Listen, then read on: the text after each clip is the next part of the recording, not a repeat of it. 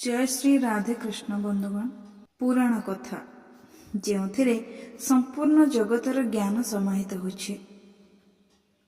सबु दुखर समाधान एवं सबु प्रश्नर उत्तर यही पुराण रे लुचिकी रही। किंतु दुखर कथा यह जे आजिर समय लोके यह को भूली जाउछंती। आमे निजर ही वेद एवं पुराण ठारू दूरे जाउछंती। जदि केही आपण को पचारे कि हिंदू धर्म रे केते पुराण अछि, सेगुड़िकर नाम कौन, से कौन ज्ञान लेखा अछि, तेबे हुए तो अधिकांश लोक चुप रहीजिबे। किंतु सत कथा तो यह जे पुराण ही आम सनातन संस्कृतिर मेरुदंड। पुराण शब्दर अर्थ ही होछि प्राचीन रचना। यह सही ग्रंथ जो देवतांको लीला, ऋषिमुनिंक तपस्या, सन्थ मानक शिक्षा एवं वीर राजांको गाथा लिपिबद्ध होई रहिछि। एही ग्रंथ गुड़िकर जीवनर सेही सबु सिद्धांत लेखा अछि जहाँ आज मध्य सेतिकी सत्य अटे। जेतिकी हजार हजार वर्ष पूर्वे लेखा थिला, संस्कृत रे लेखा जाइतिबा एही पुराण गुड़ी को परे हिंदी एवं इंग्रजी रे अनुवाद करा जाला, जेमिति साधारण लोक मध्य एहाको पढ़ी परिबे एवं निज जीवन रे उतारी परिबे। एही कारणରୁ एही ग्रंथ गुड़ी को सनातन धर्मर हृदय कुहाଯାଇଛି। तेणु आसंतु आज आमे विस्तार रे जानिबा पुराण कौन, केते प्रकारर एवं एहार महत्व एते गभीर काहेकि। वीडियो आरंभ करबा पूर्वरु आपनको एक विनम्र निवेदन जे एही वीडियो को शेष पर्यंत निश्चय देखंतु, कारण एथिरे एमिति अद्भुत एवं दिव्य रहस्य प्रकट हेबो जहार कल्पना हुए तो आपण केबे स्वप्न रे भी करि नथिबे। प्रथमे आसिले ब्रह्म पुराण। पुराण गुड़िकर दिया जाइथिबा सूची रे एही पुराण को प्रथम स्थान रे रखा जाए। एही पुराण रे सृष्टिर उत्पत्ति, पृथ्वीर पावन चरित्र, सूर्य एवं चंद्र वंशर वर्णना, श्रीकृष्ण चरित्र, कल्पांतजीवी मार्कंडेय मुनिक चरित्र, तीर्थ गुड़िकर महात्म्य एवं अनेक भक्ति भावपूर्ण आख्यानर सुंदर चर्चा करा जायछि। भगवान श्रीकृष्णकर ब्रह्म रूप रे विस्तृत व्याख्या होइथिबा कारणरू यह ब्रह्म पुराण नाम रे प्रसिद्ध अटे। एही पुराण रे साकार ब्रह्मंक उपासनार विधान रहिछि। एथिरे ब्रह्म को सर्वोपरि माना जाइछि, सेथिपई एही पुराण को प्रथम स्थान दिया जाइछि। पुराणर परंपरा अनुसारे ब्रह्म पुराण रे सृष्टिर समस्त लोक एवं भारतवर्षर मध्य वर्णना करा जाइछि। कलिजुगर वर्णना मध्य एही पुराण रे विस्तार भावे उपलब्ध। एथिरे सृष्टि, मनुवंश, देवदेवता, प्राणी, पृथ्वी, भूगोल, नर्क, स्वर्ग, मंदिर, तीर्थ आदिर निरूपण करा जाइछि।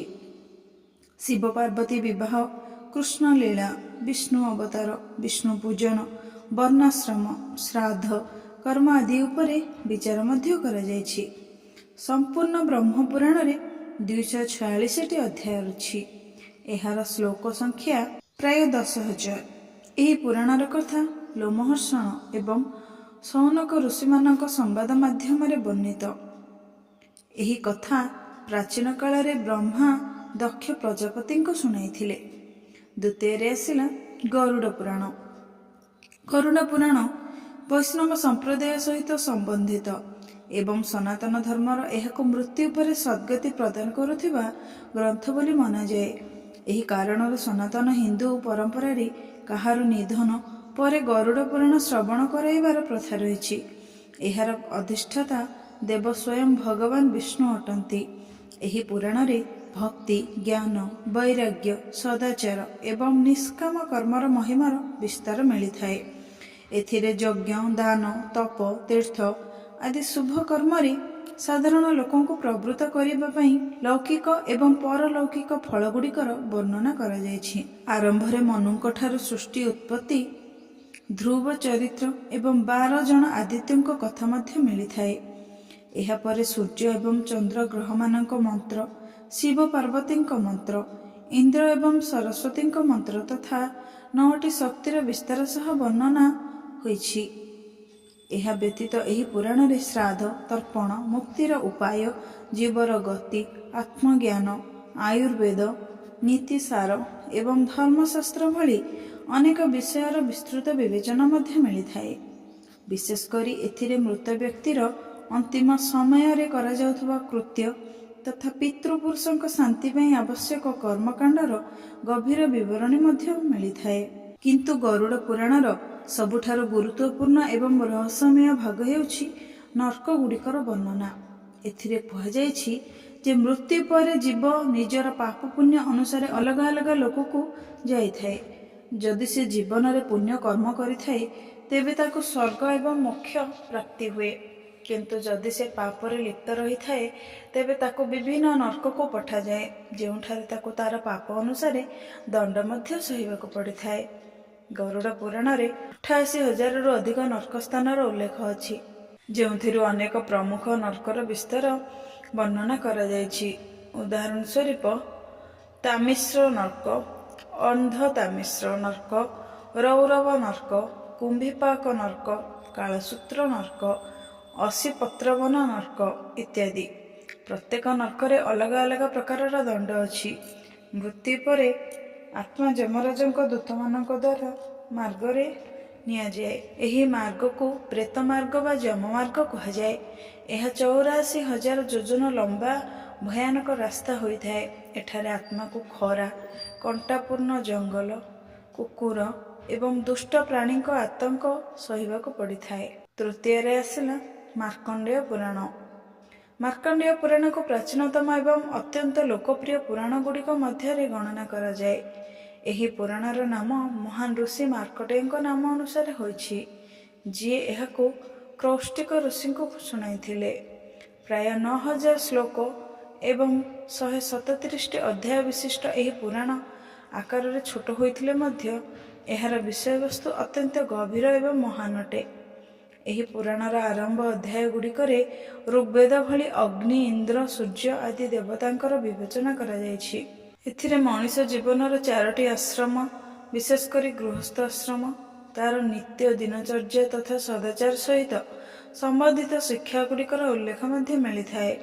ଏହା ଆମକୁ ଶିଖାଇଥାଏ ଯେ କିପରି ଜଣେ ସାଧାରଣ ଗୃହସ୍ଥ ମଧ୍ୟ ସତ୍ୟ, ସଂଯମ ଏବଂ ଧର୍ମ ପାଳନ କରି ନିଜ ଜୀବନକୁ ସଫଳ କରିପାରିବ। ମାର୍କଣ୍ଡେୟ ପୁରାଣର ସବୁଠାରୁ ବଡ଼ ବିଶେଷତା ହେଉଛି ଏଥିରେ ଦେବୀ ମାହାତ୍ମ୍ୟ ବା ଦୁର୍ଗା ସପ୍ତଶତୀର ବର୍ଣ୍ଣନା ରହିଛି। ଏହି ଭାଗଟି 700ଟି ଶ୍ଲୋକରେ ରଚିତ ଏବଂ ସମ୍ପୂର୍ଣ୍ଣ ଭାରତରେ ଏହାକୁ ଚଣ୍ଡୀପାଠ ନାମରେ ପୂଜା କରାଯାଏ। ଦୁର୍ଗା ସପ୍ତଶତୀରେ ମା ଭଗବତୀଙ୍କ ମହିମା, ତାଙ୍କର ଅବତାର, ଦୁଷ୍ଟମାନଙ୍କ ସଂହାରର କାହାଣୀ ଏବଂ ସାଧକଙ୍କୁ ମିଳୁଥିବା ଅଦ୍ଭୁତ ଫଳଗୁଡ଼ିକର ବର୍ଣ୍ଣନା ମଧ୍ୟ କରାଯାଇଛି। ନବରାତ୍ରିରେ ପାବନ ଦିନଗୁଡ଼ିକରେ ଦୁର୍ଗା ସପ୍ତଶତୀ ପାଠ କରିବାର ପରମ୍ପରା ମଧ୍ୟ ଏହି ପୁରାଣ ସହିତ ଜଡ଼ିତ। ଏହି ପୁରାଣରେ ରାଜା ହରିଶ୍ଚନ୍ଦ୍ରଙ୍କ କରୁଣ କାହାଣୀ ମଧ୍ୟ ଆସିଥାଏ, ଯିଏ ସତ୍ୟ ପାଳନ ପାଇଁ ନିଜ ପ୍ରାଣକୁ ମଧ୍ୟ ଖାତିର କରିନଥିଲେ। 4 ନମ୍ବରରେ ଆସୁଛନ୍ତି ବ୍ରହ୍ମ ବୈବର୍ତ ପୁରାଣ। ଏହା ବେଦ ମାର୍ଗର 10ମ ପୁରାଣ ଅଟେ। ଏଥିରେ ଭଗବାନ ଶ୍ରୀକୃଷ୍ଣଙ୍କ ଲୀଳା ଗୁଡ଼ିକର ବିସ୍ତୃତ ବର୍ଣ୍ଣନା ରହିଛି। ଶ୍ରୀ ରାଧାଙ୍କ ଗୋଲୋକ ଲୀଳା ତଥା ଅବତାର ଲୀଳାର ସୁନ୍ଦର ବିବେଚନା ମଧ୍ୟ ରହିଛି। ବିଭିନ୍ନ ଦେବତାଙ୍କ ମହିମା ଓ ଏକ ରୂପତା ଏବଂ ସେମାନଙ୍କ ସାଧନା ଉପାସନାର ସୁନ୍ଦର ନିରୂପଣ କରାଯାଇଛି। ଅନେକ ଭକ୍ତିଭାବପୂର୍ଣ୍ଣ ଆଖ୍ୟାନ ଏବଂ ସ୍ତୋତ୍ର ଗୁଡ଼ିକର ମଧ୍ୟ ଏଥିରେ ଅଦ୍ଭୁତ ସଂଗ୍ରହ ରହିଛି। ଏହି ପୁରାଣରେ 4ଟି ଖଣ୍ଡ ଅଛି: ବ୍ରହ୍ମଖଣ୍ଡ, ପ୍ରକୃତି ଖଣ୍ଡ, ଗଣେଶ ଖଣ୍ଡ ଏବଂ ଶ୍ରୀକୃଷ୍ଣ ଜନ୍ମଖଣ୍ଡ। ଏହି 4ଟି ଖଣ୍ଡକୁ ମିଶାଇ ଏହି ପୁରାଣରେ ପ୍ରାୟ 18,000 ଶ୍ଲୋକ ଏବଂ 218ଟି ଅଧ୍ୟାୟ ରହିଛି। ଏହା ଏକ ବୈଷ୍ଣବ ପୁରାଣ। ଏହି ପୁରାଣରେ ଶ୍ରୀକୃଷ୍ଣଙ୍କୁ ହିଁ ମୁଖ୍ୟ ଇଷ୍ଟ ମାନି ତାଙ୍କୁ ସୃଷ୍ଟିର କାରଣ ବୋଲି କୁହାଯାଇଛି। ବ୍ରହ୍ମ ବୈବର୍ତ ଶବ୍ଦର ଅର୍ଥ ହେଉଛି ବ୍ରହ୍ମଙ୍କ ବିବର୍ତ୍ତ ଅର୍ଥାତ୍ ବ୍ରହ୍ମଙ୍କର ରୂପାନ୍ତର। ପ୍ରକୃତି ହେଉଛି ବ୍ରହ୍ମଙ୍କ ରୂପାନ୍ତର ରାଶି। ପ୍ରକୃତିର ବିଭିନ୍ନ ପରିମାଣର ପ୍ରତିପାଦନ ହିଁ ଏହି ପୁରାଣରେ ପ୍ରାପ୍ତ ହୋଇଥାଏ। ବ୍ରହ୍ମ ବୈବର୍ତ ପୁରାଣରେ ଶ୍ରୀକୃଷ୍ଣ ଲୀଳାର ବର୍ଣ୍ଣନା ଭାଗବତ ପୁରାଣ ଠାରୁ କେତେକାଂଶରେ ଭିନ୍ନ। ଭାଗବତ ପୁରାଣର ବର୍ଣ୍ଣନା ସାହିତ୍ୟିକ ଏବଂ ସାତ୍ତ୍ୱିକ ହୋଇଥିବା ବେଳେ ବ୍ରହ୍ମ ବୈବର୍ତ ପୁରାଣର ବର୍ଣ୍ଣନା ଶୃଙ୍ଗାର ରସରେ ପରିପୂର୍ଣ୍ଣ ଅଟେ। ଏହି ପୁରାଣରେ ସୃଷ୍ଟିର ମୂଳ ଭଗବାନ ଶ୍ରୀକୃଷ୍ଣଙ୍କୁ ହିଁ କୁହାଯାଇଛି। 5ମରେ ଆସିଲେ ଭବିଷ୍ୟ ପୁରାଣ। ଏହି ପୁରାଣର ବିଷୟବସ୍ତୁ ଏବଂ ବର୍ଣ୍ଣନା ଶୈଳୀ ଦୃଷ୍ଟିରୁ ଅତ୍ୟନ୍ତ ଉଚ୍ଚକୋଟୀର ମନାଯାଏ। ଏଥିରେ ଧର୍ମ, ସଦାଚାର, ନୀତି ଉପଦେଶ, ଅନେକ ଆଖ୍ୟାନ, ବ୍ରତ, ତୀର୍ଥ, ଦାନ, ଜ୍ୟୋତିଷ ଏବଂ ଆୟୁର୍ବେଦର ଶାସ୍ତ୍ରର ବିଷୟଗୁଡ଼ିକର ଅଦ୍ଭୁତ ସଂଗ୍ରହ ମଧ୍ୟ ରହିଛି। ବେତାଳ ବିକ୍ରମ ସମ୍ବାଦ ରୂପରେ ଏହାର କଥା ପ୍ରବନ୍ଧ ଅତ୍ୟନ୍ତ ରମଣୀୟ ଅଟେ। ଏହା ବ୍ୟତୀତ ଏଥିରେ ନିତ୍ୟ କର୍ମ ସଂସ୍କାର, ସାମୁଦ୍ରିକ ଲକ୍ଷଣ, ଶାନ୍ତି ତଥା ପୌଷ୍ଟିକ କର୍ମ ଆରାଧନା ଏବଂ ଅନେକ ବ୍ରତର ମଧ୍ୟ ବିସ୍ତୃତ ବର୍ଣ୍ଣନା ରହିଛି।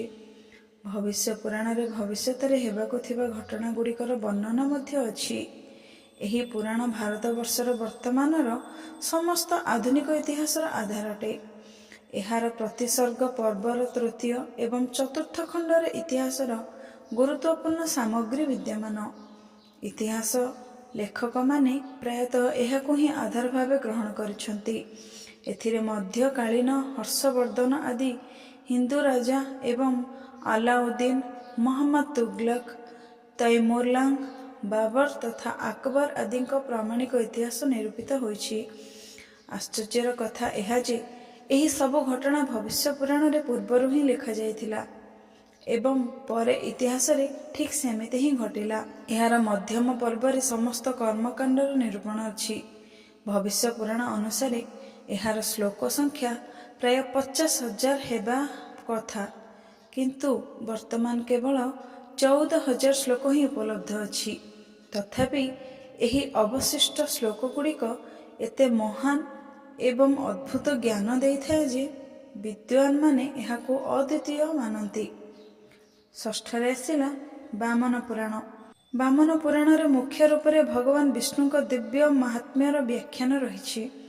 ବିଷ୍ଣୁଙ୍କ ବାମନ ଅବତାର ସହିତ ସମ୍ବନ୍ଧିତ ଏହି ପୁରାଣ 10,000 ଶ୍ଲୋକରେ ପରିପୂର୍ଣ୍ଣ। ଏଥିରେ ଭଗବାନ ବାମନ, ନରନାରାୟଣ, ଶ୍ରୀଦାମା ଆଦି ଭକ୍ତଙ୍କର ବହୁତ ରମଣୀୟ ଆଖ୍ୟାନ ଅଛି।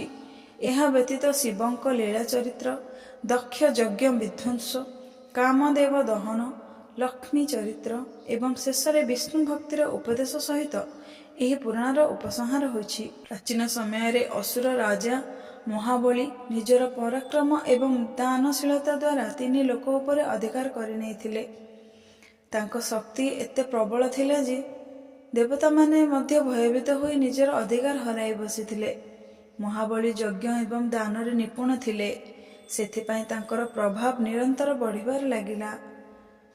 ଦେବତାମାନେ ଏହି ସଙ୍କଟ ଦେଖି ସମସ୍ତେ ମିଶି ଭଗବାନ ବିଷ୍ଣୁଙ୍କ ଶରଣାପନ୍ନ ହେଲେ ଏବଂ ପ୍ରାର୍ଥନା କଲେ କି ଧର୍ମ ଓ ସନ୍ତୁଳନକୁ ପୁନଃସ୍ଥାପିତ କରିବା ପାଇଁ ସେ ଅବତାର ନିଅନ୍ତୁ।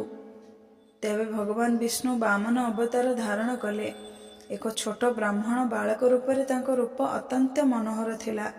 ସେ ସିଧାସଳଖ ମହାବଳୀଙ୍କ ବିଶାଳ ଯଜ୍ଞଶାଳାରେ ପହଞ୍ଚିଲେ। ମହାବଳୀ ତାଙ୍କୁ ସ୍ୱାଗତ କଲେ ଏବଂ କହିଲେ, ବ୍ରାହ୍ମଣ କୁମାର, ଯାହା ଚାହୁଁଛନ୍ତି ସେହି ବର ମାଗନ୍ତୁ। ବାମନ ଭଗବାନ ମଧୁର ବାଣୀରେ କହିଲେ, ମହାରାଜ, ମୋତେ କେବଳ 3 ପାଦ ଭୂମି ଦରକାର, ଯେଉଁଠାରେ ମୁଁ ଶାନ୍ତିରେ ବସି ତପସ୍ୟା କରିପାରିବି। ମହାବଳୀ ହସିକରି କହିଲେ, ଏତିକି ମାତ୍ର ବର? ମୁଁ ତୁମକୁ ଅସୀମ ଦାନ ଦେବାକୁ ପ୍ରସ୍ତୁତ ଅଛି। କିନ୍ତୁ ସେ ଯେମିତି ସଂକଳ୍ପ କଲେ, ବାମନଙ୍କ ରୂପ ବଦଳିବାକୁ ଲାଗିଲା। ସେ କ୍ଷଣିକ ମଧ୍ୟରେ ବିରାଟ ସ୍ୱରୂପ ଧାରଣ କରି ବ୍ରହ୍ମାଣ୍ଡଠାରୁ ମଧ୍ୟ ବଡ଼ ହୋଇଗଲେ। ଗୋଟିଏ ପାଦରେ ସେ ପୁରା ପୃଥିବୀ ମାପିଦେଲେ, ଦ୍ୱିତୀୟ ପାଦରେ ସମ୍ପୂର୍ଣ୍ଣ ଆକାଶ ଭରିଦେଲେ ଏବଂ ତୃତୀୟ ପାଦ ପାଇଁ କୌଣସି ସ୍ଥାନ ବାକି ରହିଲା ନାହିଁ। ମହାବଳୀ ଏହି ଅଦ୍ଭୁତ ରୂପ ଦେଖି ବୁଝିଗଲେ ଯେ ଏହା କୌଣସି ସାଧାରଣ ବାଳକ ନୁହନ୍ତି, ବରଂ ସ୍ୱୟଂ ବିଷ୍ଣୁ ଭଗବାନ। ସେ ବିନମ୍ର ହୋଇ କହିଲେ, ପ୍ରଭୁ, ଏବେ ତୃତୀୟ ପାଦ ମୋ ମୁଣ୍ଡ ଉପରେ ରଖିଦିଅନ୍ତୁ। ଭଗବାନ ସେଇଆ ହିଁ କଲେ। ସେହି କ୍ଷଣରେ ମହାବଳୀଙ୍କର ଅହଙ୍କାର ଭାଙ୍ଗିଗଲା ଏବଂ ସେ ପୂର୍ଣ୍ଣ ସମର୍ପଣ ଭାବକୁ ଆସିଗଲେ। ସପ୍ତମରେ ଆସିଲେ ବିଷ୍ଣୁ ପୁରାଣ। ବିଷ୍ଣୁ ପୁରାଣ 18 ପୁରାଣ ମଧ୍ୟରେ ଅତ୍ୟନ୍ତ ଗୁରୁତ୍ୱପୂର୍ଣ୍ଣ ତଥା ପ୍ରାଚୀନ ଅଟେ। ଏହା ଶ୍ରୀ ପରାଶର ଋଷିଙ୍କ ଦ୍ୱାରା ରଚିତ। ଏହାର ପ୍ରତିପାଦ୍ୟ ଦେବତା ହେଉଛନ୍ତି ଭଗବାନ ବିଷ୍ଣୁ, ଯିଏ ସୃଷ୍ଟିର ଆଦି କାରଣ, ନିତ୍ୟ, ଅକ୍ଷୟ ଏବଂ ଅବ୍ୟୟ ଅଟନ୍ତି। ଏହି ପୁରାଣରେ ଆକାଶ ଆଦି ପଞ୍ଚଭୂତର ପରିମାଣ, ସମୁଦ୍ର, ସୂର୍ଯ୍ୟ ଆଦିଙ୍କ ପରିମାଣ, ପର୍ବତ ଏବଂ ଦେବତାମାନଙ୍କ ଉତ୍ପତ୍ତିର ବିଶଦ ବର୍ଣ୍ଣନା ମଧ୍ୟ ରହିଛି। ଭଗବାନ ବିଷ୍ଣୁ ପ୍ରଧାନ ହୋଇଥିଲେ ମଧ୍ୟ ଏହି ପୁରାଣ ବିଷ୍ଣୁ ଏବଂ ଶିବଙ୍କ ଅଭିନ୍ନତାକୁ ପ୍ରତିପାଦନ କରେ। ବିଷ୍ଣୁ ପୁରାଣରେ ମୁଖ୍ୟ ରୂପରେ ଶ୍ରୀକୃଷ୍ଣଙ୍କ ଚରିତ୍ର ବର୍ଣ୍ଣନା ଅଛି। ଯଦିଓ ସଂକ୍ଷେପରେ ରାମ କଥାର ଉଲ୍ଲେଖ ମଧ୍ୟ ପ୍ରାପ୍ତ ହୁଏ, 18ଟି ପୁରାଣ ମଧ୍ୟରେ ଶ୍ରୀ ବିଷ୍ଣୁ ପୁରାଣର ସ୍ଥାନ ବହୁତ ଉଚ୍ଚରେ। ବର୍ଣ୍ଣ ବ୍ୟବସ୍ଥା, ଆଶ୍ରମ ବ୍ୟବସ୍ଥା, ଭଗବାନ ବିଷ୍ଣୁ ଏବଂ ମାତା ଲକ୍ଷ୍ମୀଙ୍କ ସର୍ବବ୍ୟାପକତା, ଧ୍ରୁବ, ପ୍ରହ୍ଲାଦ, ବେଣୁ ଆଦି ରାଜାମାନଙ୍କ ବର୍ଣ୍ଣନା ଏବଂ ସେମାନଙ୍କ ଜୀବନ ଗାଥା ଏଥିରେ ରହିଛି। ଏହା ବ୍ୟତୀତ କୃଷି, ଗୋରକ୍ଷା ଆଦି କାର୍ଯ୍ୟର ସଞ୍ଚାଳନ, ଭାରତ ସମେତ ସପ୍ତସାଗରର ବର୍ଣ୍ଣନା, 14ଟି ବିଦ୍ୟା, ବୈବସ୍ୱତ ମନୁ, ଇକ୍ଷ୍ୱାକୁ, କଶ୍ୟପ, କୁରୁବଂଶ ଏବଂ ଯଦୁବଂଶର ବର୍ଣ୍ଣନା ଏଥିରେ ଅଛି। କଳ୍ପାନ୍ତର ମହାପ୍ରଳୟର ବର୍ଣ୍ଣନା ଆଦି ବିଷୟଗୁଡ଼ିକର ମଧ୍ୟ ବିସ୍ତୃତ ବିବେଚନା ଏହି ପୁରାଣରେ କରାଯାଇଛି। ତ ବନ୍ଧୁଗଣ, ଆଜି ମୁଁ ଆପଣଙ୍କୁ 7ଟି ପୁରାଣ ବିଷୟରେ କହିଲି। ଏହାପରେ ଯେଉଁ ପୁରାଣ ବାକି ରହିଛି ତାକୁ ମୁଁ ଆପଣଙ୍କୁ ଏହାର ଦ୍ୱିତୀୟ ଭାଗରେ ବର୍ଣ୍ଣନା କରିକି ଜଣାଇବି। ଆପଣ ଯଦି ଏହାର ଦ୍ୱିତୀୟ ଭାଗ ଦେଖିବା ପାଇଁ ଚାହାନ୍ତି, ଆମ ଚ୍ୟାନେଲକୁ ସବସ୍କ୍ରାଇବ୍ କରିଥାନ୍ତୁ ଏବଂ ଆମ ସହିତ ଯୋଡ଼ି ହୋଇକି ରୁହନ୍ତୁ। ଭଲ ଲାଗିଲେ ଲାଇକ୍ କରନ୍ତୁ, ସେୟାର କରନ୍ତୁ ଏବଂ କମେଣ୍ଟରେ ଜୟ ଶ୍ରୀ ରାଧେକୃଷ୍ଣ ଲେଖିବାକୁ ଭୁଲନ୍ତୁ ନାହିଁ। ଅପେକ୍ଷା କରନ୍ତୁ ଏହାର ଦ୍ୱିତୀୟ ଭାଗ ଆସିବା ପାଇଁ। ସେ ପର୍ଯ୍ୟନ୍ତ ବିଦାୟ ଦିଅନ୍ତୁ। ଜୟ ଜଗନ୍ନାଥ।